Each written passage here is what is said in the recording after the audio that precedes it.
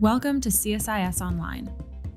The way we bring you events is changing, but we'll still present live analysis and award-winning digital media from our Dracopolis Ideas Lab, all on your time, live or on demand. This is CSIS Online. This is a webinar on the CSIS Commission on the Korean Peninsula, recommendations for the U.S. Korea alliance. Before I introduce the commission members, all of whom are probably well known to you, I thought I would begin by just explaining a little bit about the context of how we came to write this report. With just about a year left in the Moon administration, and with a new administration coming in the United States, we thought that it would be useful to do an analysis that sort of took stock of the U.S. Korea alliance in the context of a changing geostrategic environment with regard to the question of North Korea, with regard to Chinese coercive behavior in the region, with regard to changing trade patterns and new agreements being reached, some of which didn't include the United States, the pandemic, of course, and a whole host of other issues. With limited time left in the Moon government and with a new government in the United States coming in, we thought it would be useful to do a report that took stock of this. So we pulled together, CSIS did a bipartisan commission of experts, scholars, and former policymakers from the U.S. government. And we spent about 2 months in meetings talking about the future of the relationship, how it fits in U.S. strategy in Asia. It's in the importance of the alliance in the region and more broadly in the world. We consulted with a wide group of South Koreans, not in person, but largely by Zoom webinars from all sides of the political spectrum to hear their views. And then over the course of a couple of months, we put together this report, which will be available to you if you've not already received it. We can certainly send it to you, that offers some thoughts about the U.S. Korea alliance and the Korean Peninsula. The co-chairs for the commission are our president and CEO at CSIS, John Hamre, and our trustee, CSIS trustee, and professor at Harvard University, Joseph Nye. Our rapporteur for the project was Catrin Katz, who I'll introduce in a minute, and our secretary for the project was Dana Kim from CSIS. So let me very briefly introduce the commission members. Again, they'll be very well known to you. Vincent Brooks is currently chairman and president of the Korean Defense Veterans Association, former commander of USFK, UN Command, and ROK US Combined Forces Command. Wendy Cutler, currently vice president at the Asia Society Policy Institute and former acting deputy US Trade Representative. Michael Green, senior vice president for Asia and Japan chair at CSIS, professor and director of Asian Studies at Georgetown.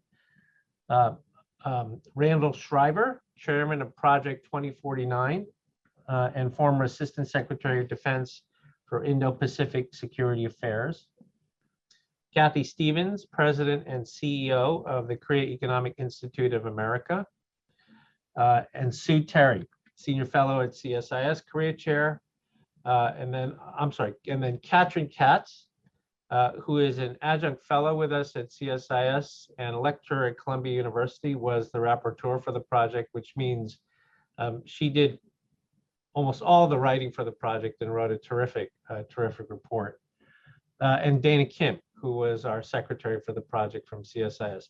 Two commission members who were not able to join us this morning here in Washington, D.C. are Mark Lippert, former U.S. ambassador to Korea, and Rich Armitage, former Deputy Secretary of State.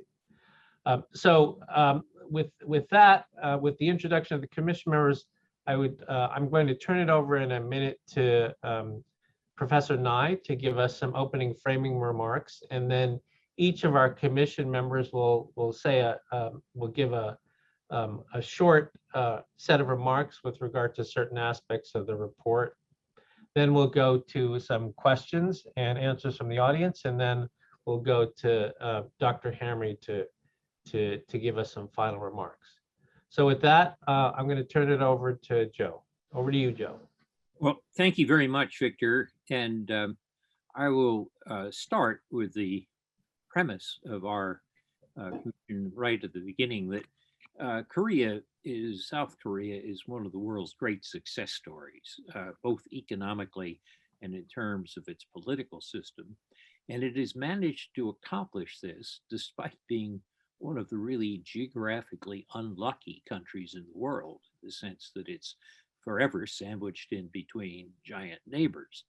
But it solved that problem successfully by forming an alliance with a distant great power, the United States, which has no territorial aspirations in the region. And that means that the alliance between the United States and Korea has been a success as well. And the success rests very heavily on the fact that U.S. troops are stationed in Korea. And they're not only there to protect against a potential invasion from the north, but they also produce if you want, a guarantee of the larger point of the United States is committed to extended deterrence of the Korean people and governments. And in that sense, the United States and South Korea are locked in what we called in some of our discussions on the commission, a community of destiny.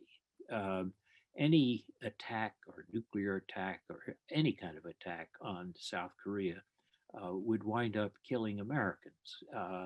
And in that sense, we cannot divorce ourselves from each other. We are locked, as I said, in this community of destiny. And that's why I thought the recent events subsequent to our report, which was the signing of the SMA agreement on military expenditures and the successful 2+2 meetings of the defense and state or diplomatic parts of the two governments was so important. In other words, if I look at what we're reporting on, we are reporting on a success story. And what our report does is tell us what we have to do to keep it that way. So this is some broad framing remarks, but I'll let the rest of the commissioners spell out more specific points. Thank you, Joe, for those great framing remarks. And now I would like to go to General Brooks. Okay, thanks very much, Victor. And it's an honor to be with everyone today. Thanks for dialing in to hear the results of our work. Great honor to be part of this commission. I'll build on some of the things that Joe and I just talked about, and I'll focus on extended deterrence. First, I would say that extended deterrence must be viewed as a reality. It's real, but it is challenging, as we discussed, to convince the beneficiaries of extended deterrence, who are our allies, of that reality.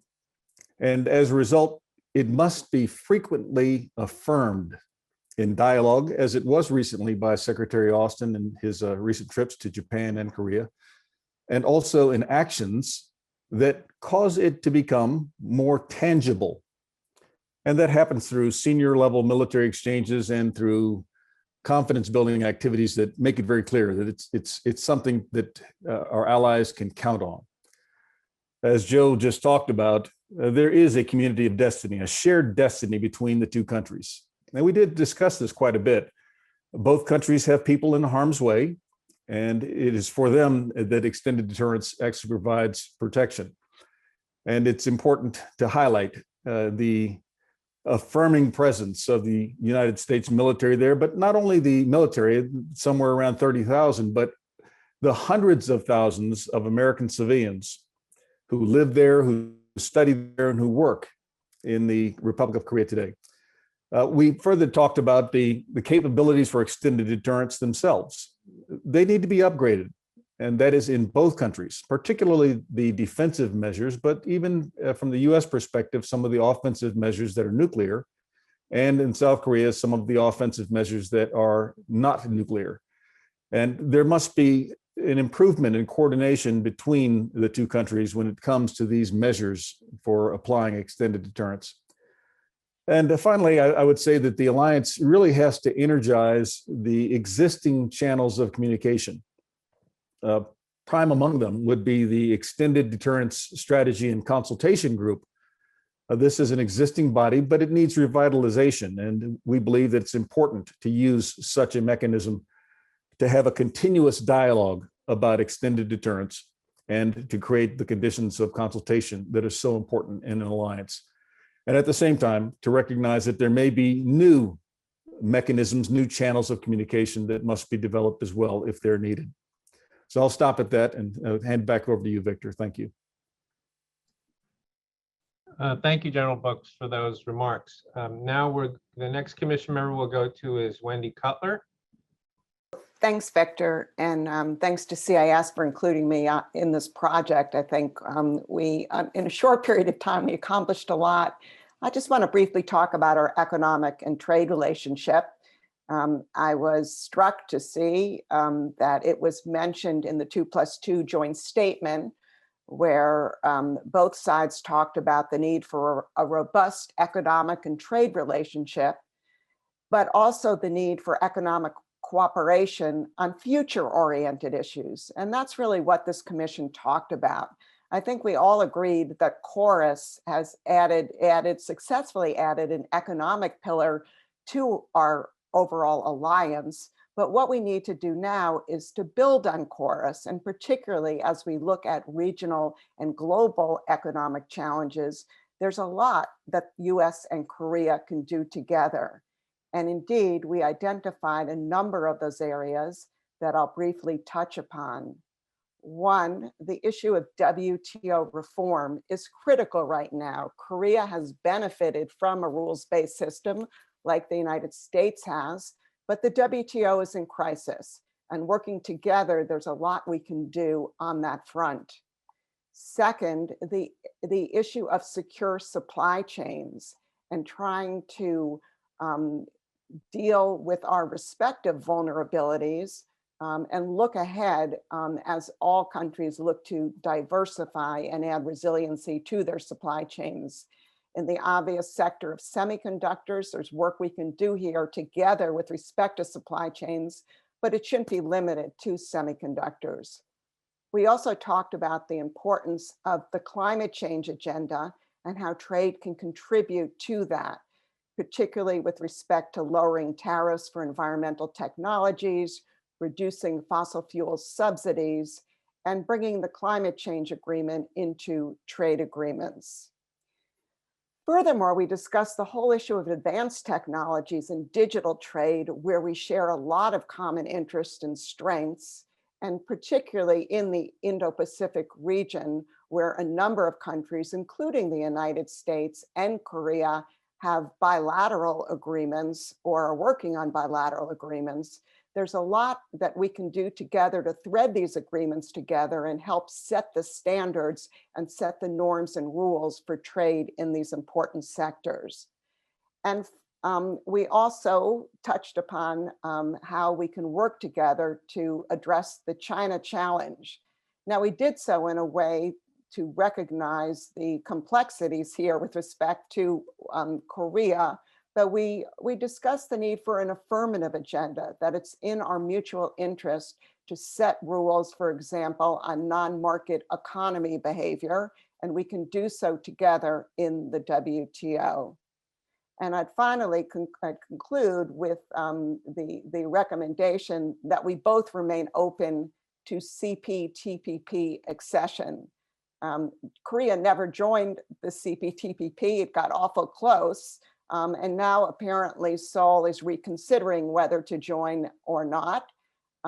In the US, it's not really on our trade agenda right now. I'm hopeful maybe with time there'll be serious reconsideration, But we did discuss the idea that maybe at some point we both join together, or perhaps that Korea on its own decides to join earlier, given that it would be a very natural partner given its high standard free trade agreements. So with that, Victor, I'll turn it back to you. Great, thanks, Wendy. That was terrific. Next, we'll go to Michael Green, who will talk about regional relations. Mike? So I was asked to say a little bit about the aspect of our task force that looked at how we can align the very successful U.S. ROK bilateral alliance more closely with alliances and partnerships in the region, most notably with Japan, but also Australia, with India, and with NATO. Taking advantage of what Korea brings to regional challenges, and really the interest that the US and ROK share in a stable and rules-based open regional order. Japan, of course, is the most challenging political neighbor for Korea to do this with. And in surveys that Victor and I have done over the past decades about the future of Asian regional order, when we've asked in 10 different countries about issues of democracy, trade, the American role, concerns about coercion, no two countries have been more aligned in their vision for the future of Asia than Japan and Korea. And the lost opportunity is enormous. Vince Brooks could tell a lot to this group about what we lose in terms of operational coordination among the US, Japan, and Korea because of the political difficulties between Seoul and Tokyo. But we also lose something in the broader regional strategy. And this goes as well, I would argue, for the relationship among the US, Japan, and Australia, what we do with NATO. Most of the other US alliances and partnerships are moving together. The recent Quad meeting of the US, Japan, Australia, and India demonstrated this. And Korea is falling a bit behind in all this. I think there's an enormous opportunity for Korea to be a leader in this effort and the US-Korea alliance to play a key role, whether it's infrastructure financing, capacity building for the Coast Guards and Navies of the Philippines or Vietnam, women's empowerment, capacity building, democracy and governance. Korea is really a leader, but the strategic ambiguity concept that's prevalent in many quarters in Seoul has rendered the Korean side a bit hesitant to be seen as too explicitly involved in these efforts. I think the key, and we mentioned this in our report, is to think not of a strategy for containing or challenging China, but rather a strategy for empowering other Asian states, making them more resilient, where Korea has played a key role and could be aligned very closely in the future with other democratic allies and partners. I think the consequences of not aligning more in regional strategy for Korea and the US-Korea alliance are considerable. I worry, I think many of us worry, that Beijing sees somehow that the US-Korea alliance is the most vulnerable alliance because of the ambiguity about regional strategy. And I would argue that in terms of setting the agenda in Asia and in Washington, D.C., Seoul has lost an opportunity by not being more closely aligned, not only with Japan, but with Australia, with other key allies, including on the trade and digital issues that Wendy mentioned. So we talk about this in the report and think it's something of a lost opportunity for alliance, something of an imperative, but an opportunity for both the US and ROK to build a more secure and prosperous Indo-Pacific. Thanks, Victor. Great, thank you, Mike. Next, we'll go to Catrin Katz, who will talk about how the Commission looked at inter-Korean relations. So Catrin, over to you. Thank you, Victor. Thank you for your kind introductory statements. It has been a great honor for me also to be a part of the work of this commission. I have to say that the work that went into writing was made considerably easier by the many great ideas that this esteemed commission brought to the table in our many meetings, as well as the ideas from our South Korean friends, the experts that also contributed. So as Victor noted, I have been asked to speak briefly on the topic of inter-Korean relations. So I'll briefly note the Commission's recommendation in this area and then make two comments on that. The Commission report does make a broad recommendation for the Biden administration in the area of inter-Korean relations in the context of a list of principles for the US to draw from in addressing the threat presented by North Korea's nuclear weapons.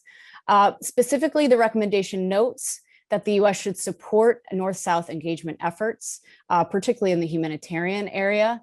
Yet there are two important caveats in this area.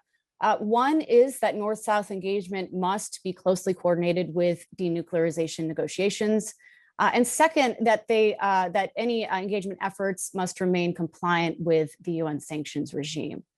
So 2 comments quickly on that broad recommendation, two quick points. As we know from the experiences of the past few years, this is an area of potential discord between the allies. The Trump administration took this stance, particularly following the Hanoi summit, asking Seoul to tether inter-Korean engagement to denuclearization progress. And the Moon administration, was arguably more eager to move forward on inter-Korean progress than the Trump administration was, or rather the Trump administration was careful to remind the administration that this must remain tethered to progress in U.S. North Korea talks, denuclearization process more generally. And at that time, it was very much stalled.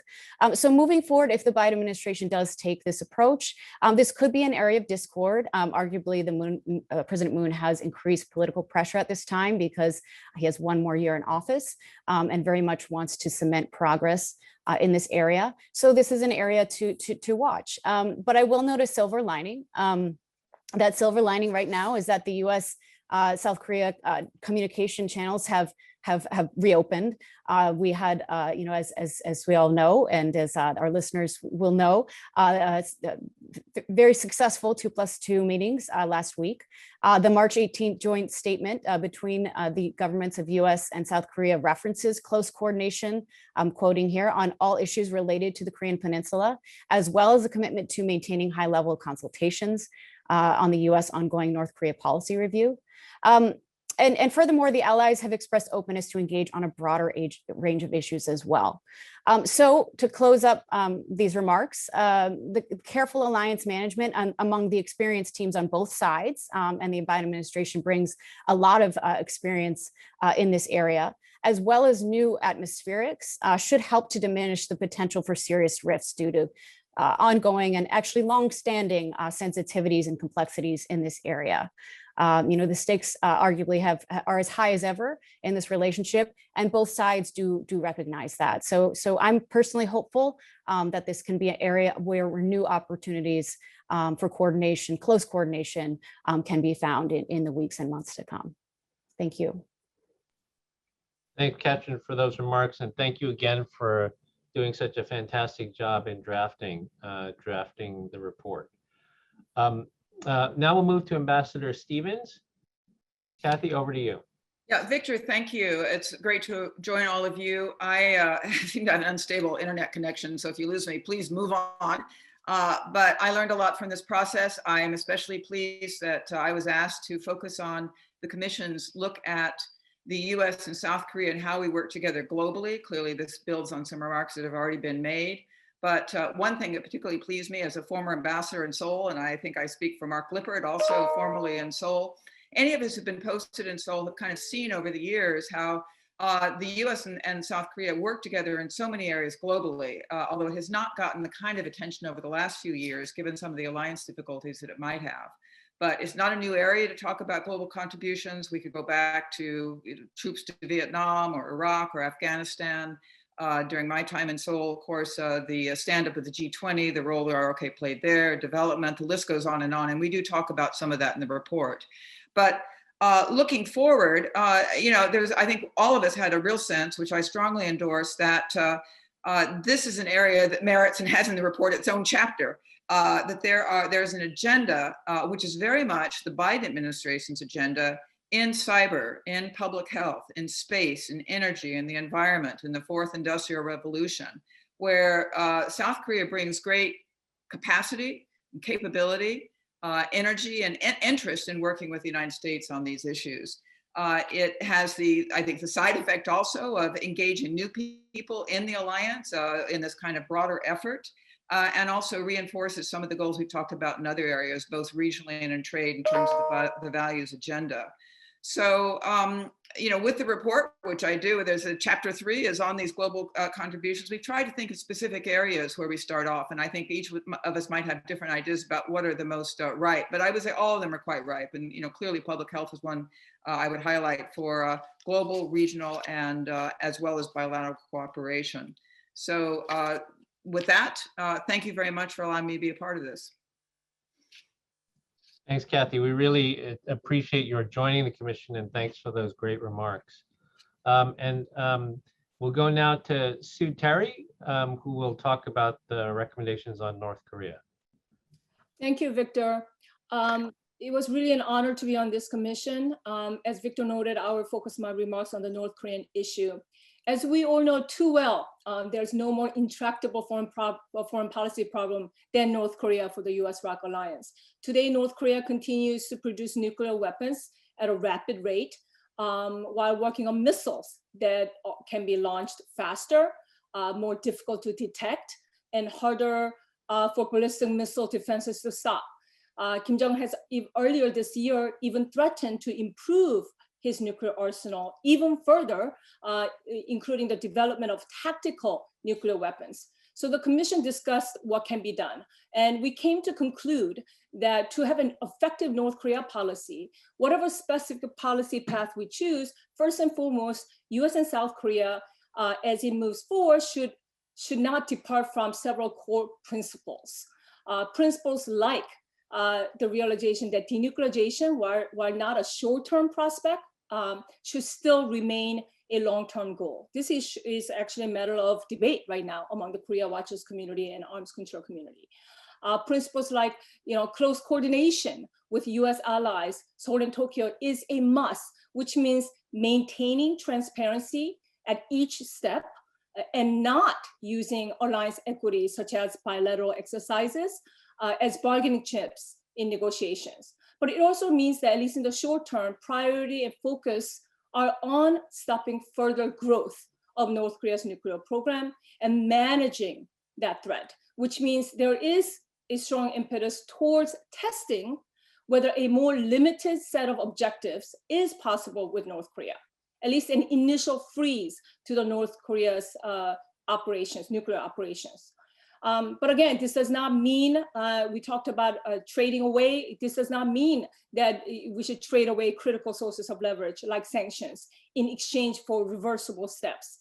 In fact, the Commission recommends that it's important to maintain pressure on the Kim regime. And then we talked about other core principles like not losing sight on human rights abuses on North Korea, which means appointing a special human rights envoy, a position that still remains vacant. And as Catrin Katz noted, supporting President Moon's engagement efforts, particularly in humanitarian areas, with understanding that these policies are aligned with denuclearization negotiations and sanctions requirements. Catrin articulated this point quite nicely, so I will not further elaborate. And then finally on China, we need to also recognize that we cannot outsource our North Korea problem issue to Beijing because its strategic interests and priorities and approach are still, they diverge from ours, candidly. But of course, we still need to work with Beijing. It is North Korea's main trade ally, partner and ally. So we need to continue our efforts in recruiting China to continue to maintain pressure on the Kim regime. Victor? Thanks, Sue, for those comments. So those are all the Commission members who were able to join us today. I wanted to just say a couple of other things before we go to questions. We have a lot of questions, so before we get to them, I wanted to just say a couple of other things.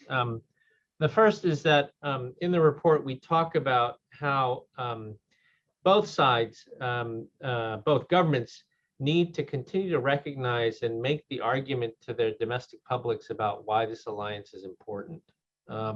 It's, the polling reflects still very positive views that Americans and Koreans have with regard to the alliance. But particularly after the 4 tumultuous years that we've been through, it's important to remind both sides of the importance of this alliance.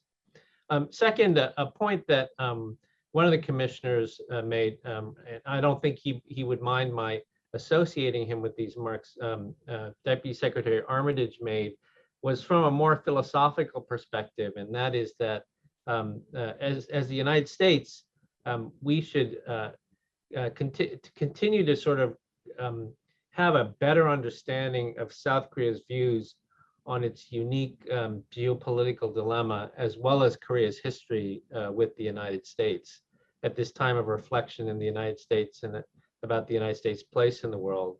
Because, you know, Korea's history is one really, as Professor Nye noted, that's been sort of squeezed between the great powers. And for that reason, you know, the United States, we kind of look at the world one way, and Korea looks at the world a different way, and those can create cognitive frames that are sometimes misaligned or dissonant. And so, at least from a U.S. perspective, we should be aware of that, and that would help us with understanding the relationship.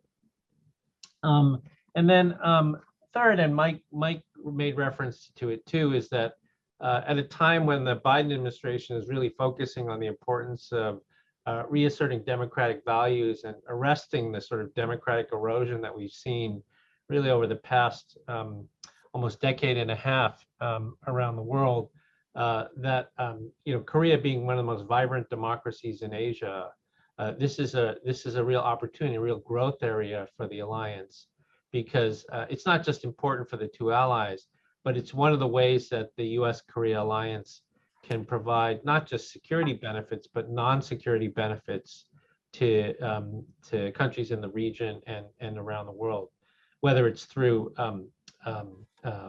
rulemaking, as Wendy talked about, or whether it's through development assistance, as Mike talked about. It's a real growth area and opportunity for the relationship. So with that, I thought I would start to go to some of these questions, and I will direct them to some certain commission members, but commission members, please feel free to weigh in as you wish. And so the first question is asks about how the United States will combat North Korean and Chinese efforts to disrupt U.S. alliances in Northeast Asia, namely with South Korea and Japan. I think in some sense, this was a subtext of the 2+2, but I think, Mike, would you like to address this question? You know, the Beijing's view of U.S. alliances after the opening to China in the early 70s was ambiguous. They didn't love them, but they were useful for countering the Soviets. The story of the post-Cold War era is one of China becoming more and more dissatisfied with the American alliance network. And as China has expanded its own military capabilities and coercion against neighboring states, naturally, U.S. allies have started to cooperate more. And the announcement by the summit and deliverables by the Biden administration with the Quad a few weeks ago was one of the more significant diplomatic developments in Asia that we're seeing. And so that's the dynamic. And Korea is in the middle, trying to maintain some kind of strategic ambiguity because of its geographic, especially geographic, but also economic situation, very close to China. It doesn't have the latitude of a maritime power like Australia or Japan. And it's understandable. But I worry, I think a lot of us worry that from Beijing's perspective, strategic ambiguity looks a little too much like neutralism. And so the best way to answer the question for Korea and the U.S. Korea alliance is to find some opportunities to show not what Korea is against, but what Korea is for. And that's why, for example, when Korea helps with capacity building for the maritime forces in Vietnam, it generally does so on its own. Whereas the US, Australia, Japan tend to coordinate more. Korea ought to be more part of that team effort for capacity building to help countries in Asia, not to hurt China. I saw a question about the Quad in the chat. I don't see Korea, or frankly, any other country formally becoming a member of the Quad, but I think you are increasingly going to see countries like Canada or the UK, New Zealand, participating in aspects of what the Quad does. That larger ecosystem of democracies, allies, middle powers cooperating is going to expand. And I think Korea being part of that sends a signal to China that Seoul stands for the same, opposition to coercion, rules-based open order, that not only a US or Japan, but a Canada or an Australia or a Britain stand for. So I think that's going to be the dynamic, and it's going to create opportunities for Korea to show what it stands for in ways that are not meant to threaten China. And that's where I would look for ways to counter, frankly, efforts to sort of portray the Korean America alliance as somehow not part of the fabric of Asian international relations. Great, thanks, Mike. The next question that I wanted, there are a couple of questions on North Korea and human rights, so I thought I'd go to Sue on those. And they're essentially asking that the Biden administration seems to be more vocal than the previous administration when it comes to human rights abuses in North Korea. Secretary Blinken talked about it last week while he was in the region. And the question is, to what extent this is going to complicate, or I guess one is, how important is this as a part of the new administration's North Korea policy? And two, is this going to cause friction with Seoul? So, Sue? I do think the Biden administration thinks this is an important issue. Secretary Blinken laid out some of U.S.'s North Korea's priorities, and some of the things are what we recommended, right? That U.S. is committed to denuclearization as a goal, that U.S. will not put U.S. troop presence on the negotiating table and so on. And he did talk about human rights issues. So I do think that unlike the previous administration, which was sort of when President Trump first focused on the human rights issue, but it went away, I do think the Biden administration will prioritize this. But I do think that this is a potential source of discord, to be honest, with the Moon administration. The Moon administration has a year left. We know that they feel quite, they're not desperate is not the right word, but they are very eager to make progress with North Korea. We've seen Seoul cracking down on the defector groups and NGO groups for the leaflet activities. So I do think this is a potential discord between Seoul and Washington. And this is why communication and dialogue and trying to have these meetings is important. And I do think, this is something that the Seoul and Washington have to work through. But I think Biden administration is aware of it. And they have expressed to Seoul that it is human rights is an important issue. It's part of the North Korean problem. It's not only the nuclear issue. Human rights is both a problem and part of the solution when we're talking about North Korea. Thanks, Sue.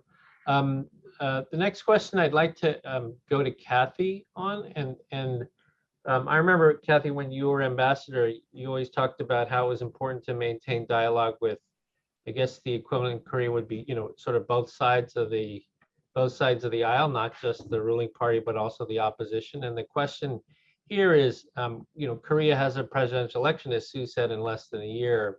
And if there were to be an administration change from liberals to conservatives as a result of the election, how do you think this would impact the U.S. Korea relationship? Yeah, well, thank you. And actually, before the presidential election, we're going to have a mayoral election for Seoul and Busan in just a few weeks here, which so the political season, thankfully, I guess, is not quite as long as in South Korea as it is in the United States, but it seems to get longer all the time. I mean, certainly, the other party coming to power, a conservative party, would lead to some adjustments and some changes, I think, in priorities.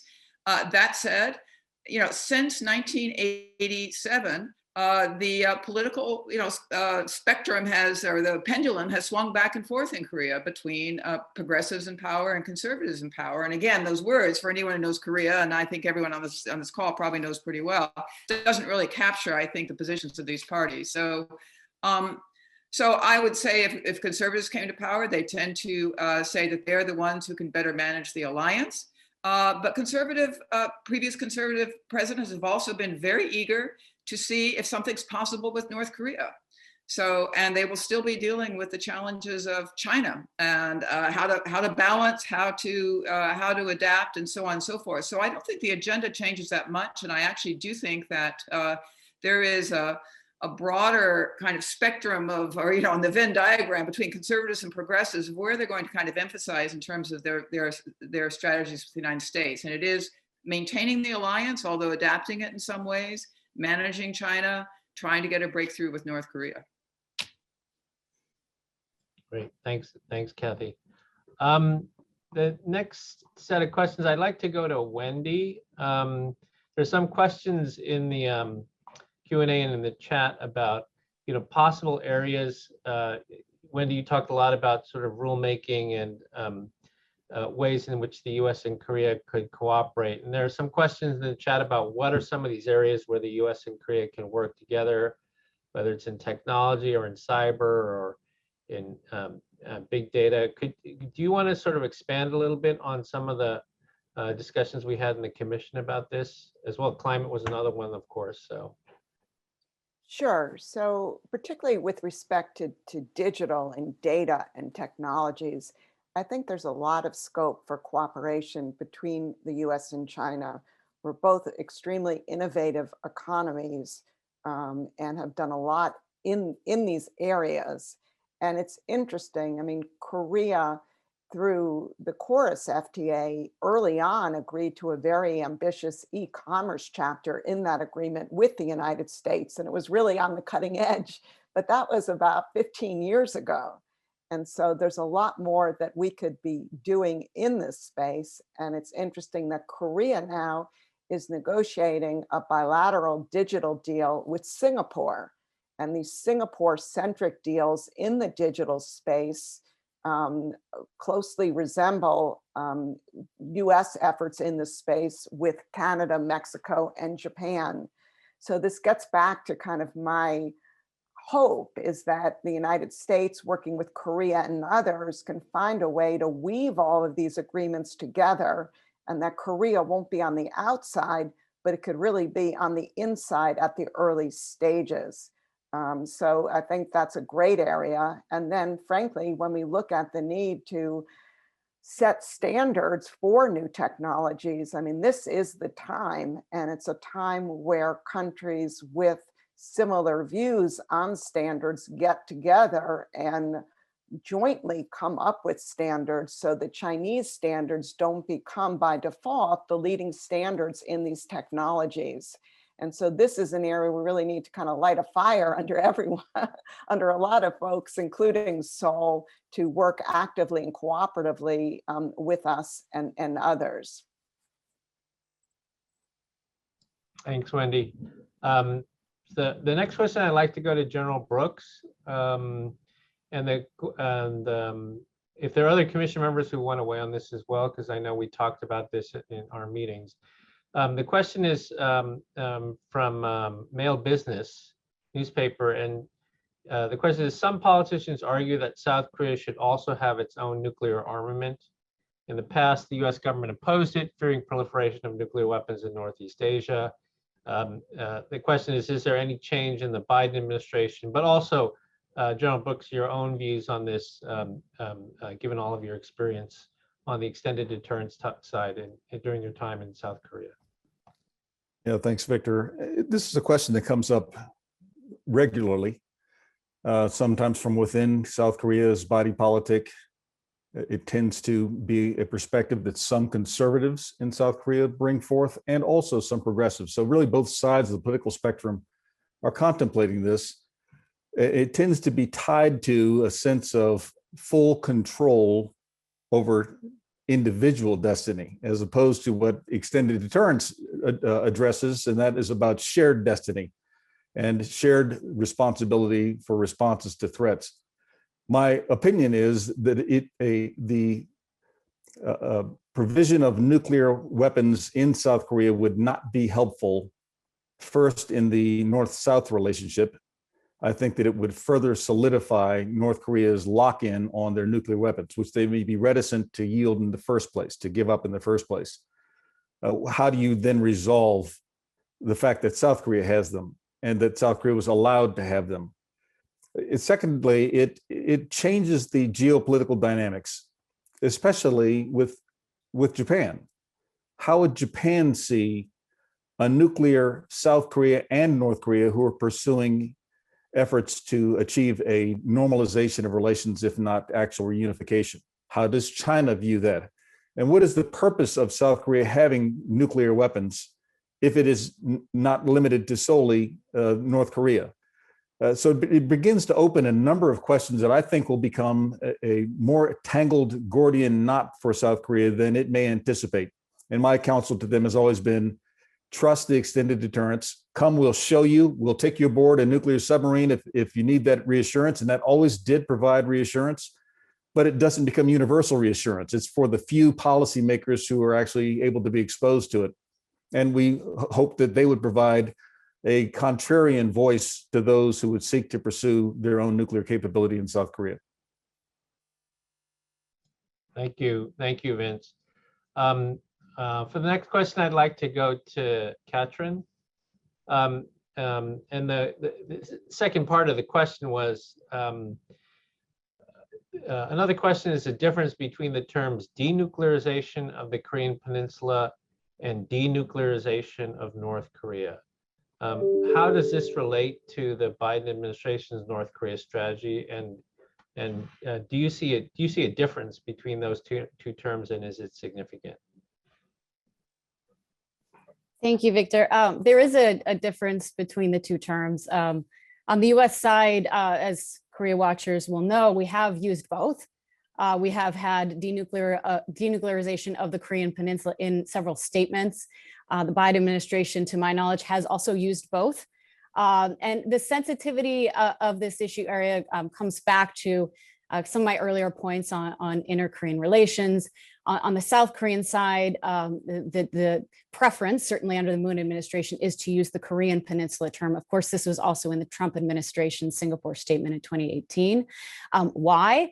Because that is North Korea's preferred statement. It is one that is ambiguous, and since I'm not in government, I can say personally, in a troubling sense, ambiguous, insofar as the U.S. can see it as, and has in the past seen it as, oh, sure, in 1991, we removed tactical nuclear weapons. It's denuclearized and we can move forward on that basis. But no, North Korea sees this a broader definition of the nuclear state of the Korean Peninsula because the U.S., as an important part of extended deterrence, has a nuclear umbrella over the peninsula. So working towards this goal, the Korean Peninsula goal, again, for reasons, understandable reasons, the United States has used this term to move forward, but it's always been a sticking point to get more specific about what we mean about denuclearization. So I think at this point, it would be very helpful to clarify that. It probably will be another sticking point, but the more specific we can get, the better. My personal view, knowing full well how difficult that is. But again, on a silver lining note, with broader kind of areas of cooperation, close coordination, at least between the allies, the U.S. and South Korea, hopefully we can work towards that goal. So brief answer, yes, there's a difference. And it will be an area, watch the space. This will be an area of close attention moving forward. Thanks. Mike, you wanted to weigh in on this as well? Yeah, I think Catrin characterized that exactly right. There is a big difference. I would maybe go a little further, though, and say that there's not a lot of ambiguity about what North Korea means when it says denuclearization of the Korean Peninsula.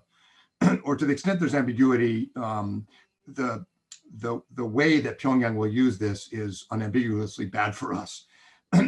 So I've been, like you, Victor, in negotiations with the North Koreans. It was some time ago, but when this came up, it was very clear that Pyongyang defined denuclearization of the Korean Peninsula in talks we had as an end to the U.S. extended nuclear deterrent, not just the removal of nuclear weapons, and therefore the removal of U.S. troops.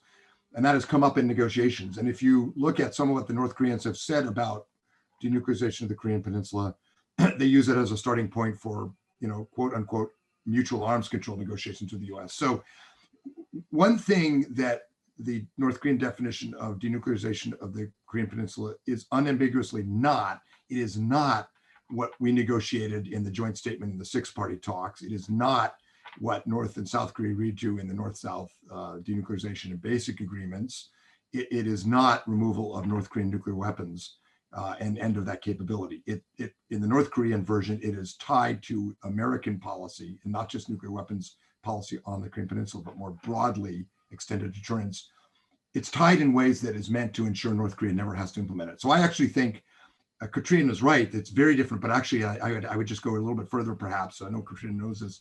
It's problematic that we're embracing the North Korean rhetoric on this. It's diplomatically easier because they said it, but I think it does nothing to get us further towards actual denuclearization. And the question is excellent because the difference is really very significant. Great, thanks. There are other questions in the chat that I'd like to get to on some other topics, but since we're on this thread, I wanted to go to General Brooks again on another question with regard to North Korea and extended deterrence. The question is, it's from Korea, so thank you for staying up so late in the evening in Korea. But the question is, if it is confirmed that North Korea has developed intercontinental ballistic missiles, what are the Northeast Asian strategies that the United States can take? If North Korea threatens the United States with those weapons, how should the U.S. respond? Well, Victor, there has to be a balancing of recognizing rhetorical statements that are made using signals like the development of weapons and intentional behaviors that might not reflect the same. In other words, there may be actions that North Korea is pursuing that aren't reflective of what is visible to the United States or to the world. North Korea has to always be viewed as a two-sided coin.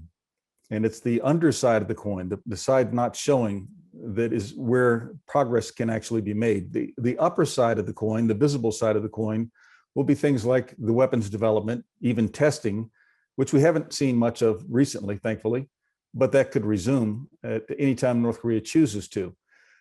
They should be viewed as signals for something else, that North Korea is trying to change the power relationship and the pressure relationship so that they can pursue some other end. So I would first say that what the United States can do with regard to its Northeast Asian approaches is maintain some solidity, especially among the United States, Japan, and South Korea, to not overreact, to not escalate in such a way that only one side of the coin is responded to. And at the same time, every action like that by North Korea should have a consequence that hinders North Korea's pursuit of its actual objectives. If they want greater assurances, then maybe those assurances are at greater risk. There's some consequence. The international relationships with North Korea, the effects of sanctions could be further expanded or tightened. They're pretty broad right now, but they could be further expanded or tightened with greater precision on individuals and individual accounts. The promises of fulfillment of economic development, the promises of security in other categories, economic and military, all of those things can be discussed when North Korea demonstrates a behavior that is contrary to that. And North Korea may respond to us too. The last point is that we should always remember that North Korea is also seeking to deter and is also seeking to create leverage. And this is part of the dance. So that's my counsel. Don't overreact to it. Don't be impressed by it. Begin to maneuver from it. Great, thanks. Terrific answer there, Vince. So I'd like to. There are a few other topics in the questions, and I'd like to see if we can get to them all before the end of the time.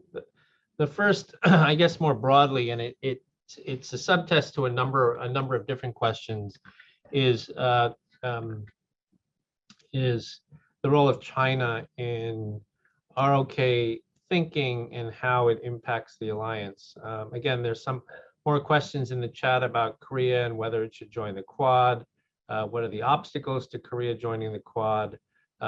Still questions about how much the Korean behavior towards the alliance is impacted by the memory of THAAD.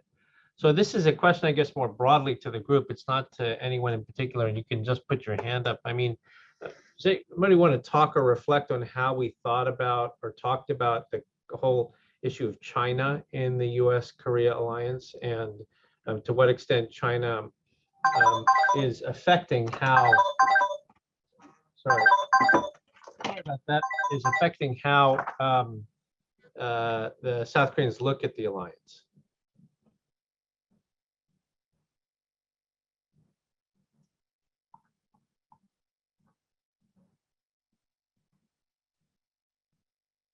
Well, I'll start, Victor. I think this task force's motto is "Kapshida." We're gonna all do this together, but I'll go first, if that's all right.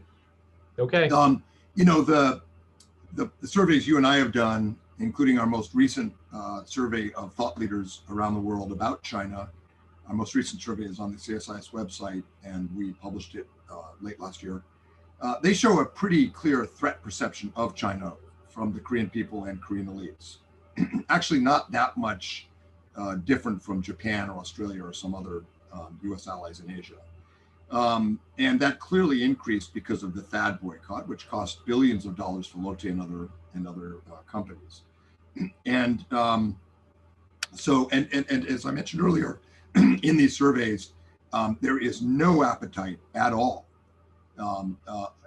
among Korean thought leaders for a Chinese-led order in Asia. And interestingly, in our survey, Korean thought leaders have the highest confidence in the U.S. military's ability to deal with China of any U.S. ally, probably because they know us intimately. So from that perspective, the concern about China is high. That's obvious. The reliance on the U.S. alliance is strong. Confidence in the U.S. is actually quite strong in Korea, and support for the alliance. But, you know, THAAD, the boycott happened, and we didn't do much as an alliance about that. We really didn't. And now Australia is under similar boycott from China, and the Australians are asking for more help. And the Australian participation in the Quad was a big part of that. So I think you're going to find that more U.S. allies and partners are looking for ways to dissuade China from that kind of mercantilist coercion. And Korea will not be alone. The problem with that was it was Korea all alone with the U.S. I think now you're going to see many other countries that are starting to look for ways to counter that kind of coercion. And that relates to my earlier point about Korean participation in the Quad, not joining the Quad, but participation. Korea will be one of a number of middle powers and democracies that are dealing with this problem. And I think I'm optimistic that will give Seoul more options and more cover to deal with the challenge from China that all the surveys show the Korean public and thought leaders recognize fully well. They just have a tough geographic challenge and economic challenge dealing with it. Yeah, I mean, I would just add that we, in the commission, we talked about how and a number of the commissioners mentioned this about how this discussion should certainly not be framed as an anti-China discussion within the alliance. It should be framed in much more positive terms, just as the Quad was framed in, you know, very specific deliverables about things that mattered to everybody, and was not explicitly about China.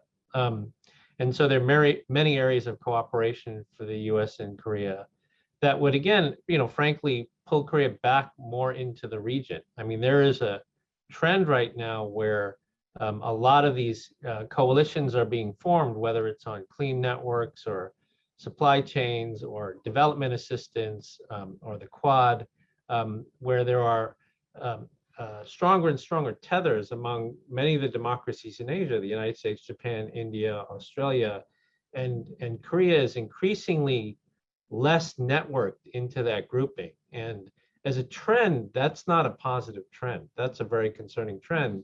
And you try to understand why, and, you know, clearly one of the reasons has to do with China because of the fear of Chinese retaliation, but also because of the desire to keep China on side when it comes to North Korea. So we talked quite a bit in the commission about how best to approach that in a way that is positive and proactive rather than in a very negative way. There are several other questions in the chat, but I wanted to see if anybody else wanted to weigh in on the China question. Yes, Catrin. You're muted, Catrin.